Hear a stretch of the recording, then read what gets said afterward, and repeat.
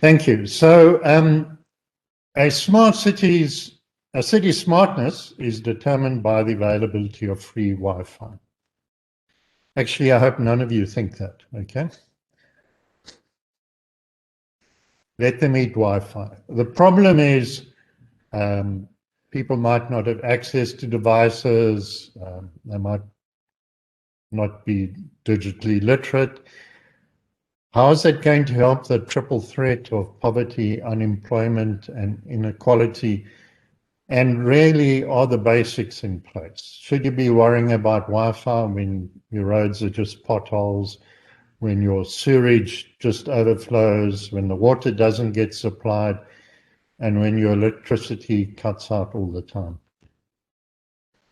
Okay, so the context for smart cities in South Africa is obviously, and this would apply to every other country, the local socio-economic characteristics of the society.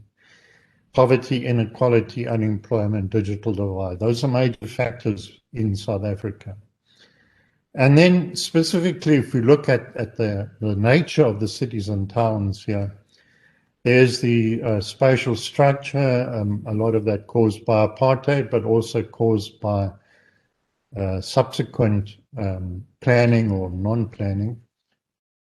Oh dear, lots of interference in here.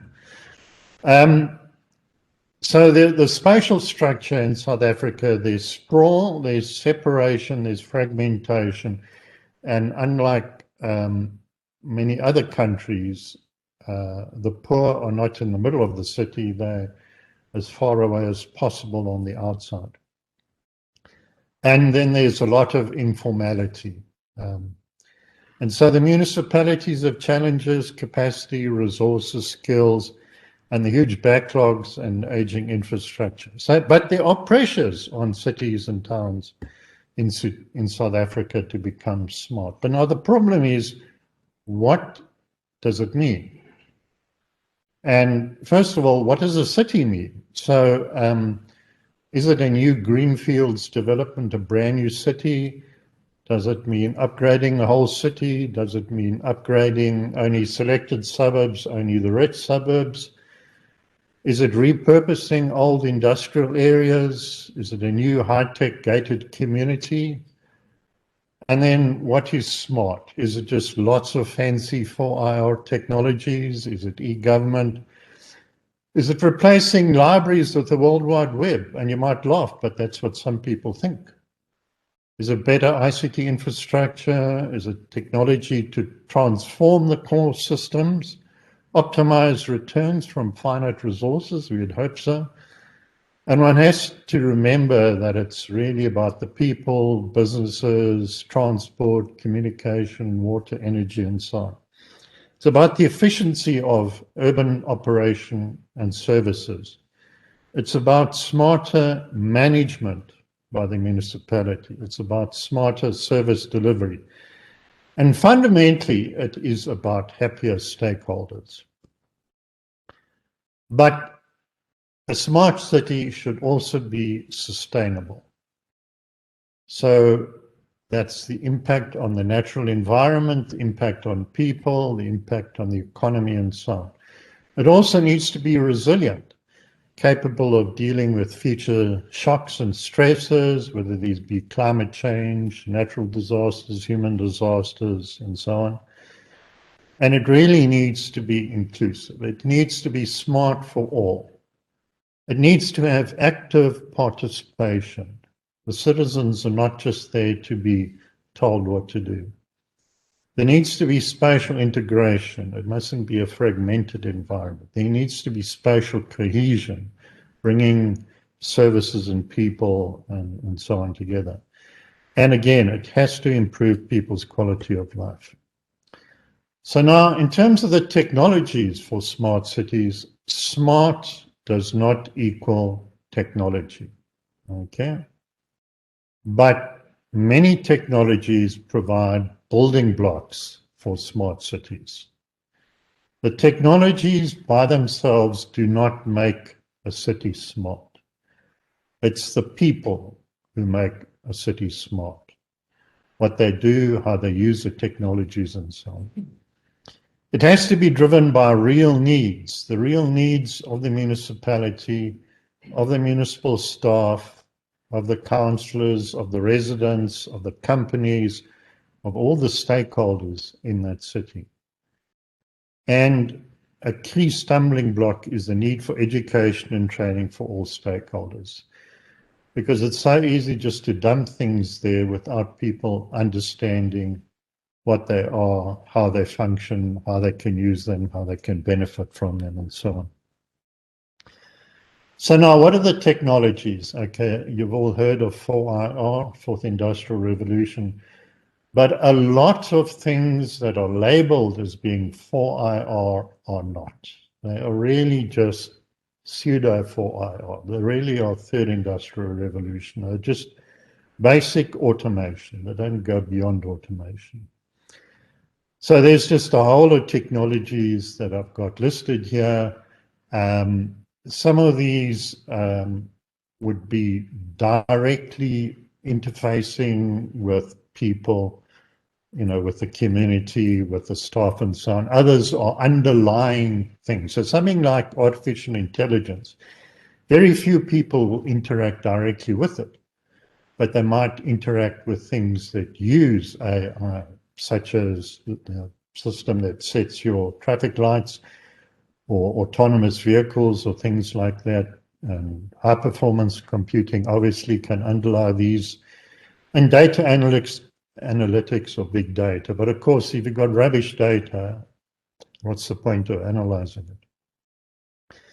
There's disruptive fintech, there's all these things like Internet of Things and fancy connectivity, all the different data sources, robotics, autonomous vehicles, the human enhancement technologies such as virtual reality and augmented reality, such as for maintaining services using AR and so on, biotechnology, nanotechnology, green technologies, advanced and smart materials. And then, of course, cyber insecurity. It is a huge risk with anything using technology. And unfortunately, the criminals who exploit the cyber insecurities, they already have had the education and training. They already know how to disrupt everything. So for the technologies, you have to have basic infrastructure to enable them to work. So you can't have autonomous vehicles if you don't have quality roads, good surfaces, good road furniture, and things like that, and traffic that actually behaves sensibly. You can't do analytics if you don't have good data.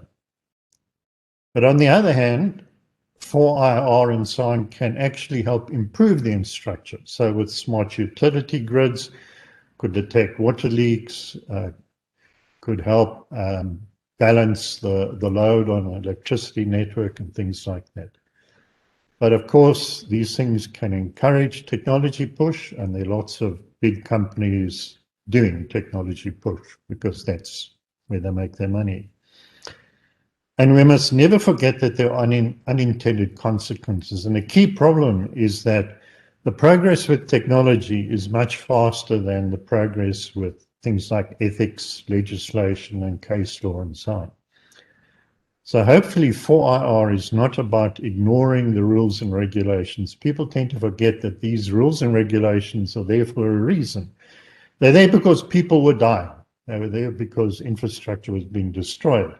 And these needed to be brought in to create safe environments for everyone. So key challenges are hype, which you can obviously expect with anything technological. I mean, AI has been around since the 1950s. It's the new thing that's been the new thing for more than I've been alive. Inappropriate technologies, it's very easy to use the wrong thing.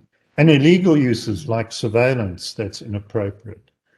A lack of skills, the digital divide, and then nano pollution that gets caused by these technologies. and challenges of education and training, ethics and politics, and has been discussed earlier today.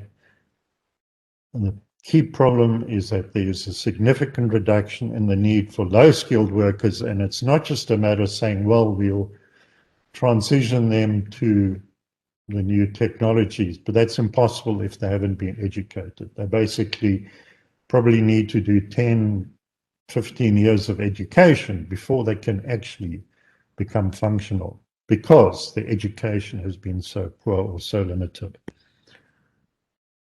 So now, not every city is necessarily ready to be smart right now. I mean, there are prerequisites that have to be in place. So, you know, is the city solvent? Now, you Italians might think that's a silly question, but it's a huge problem in this country.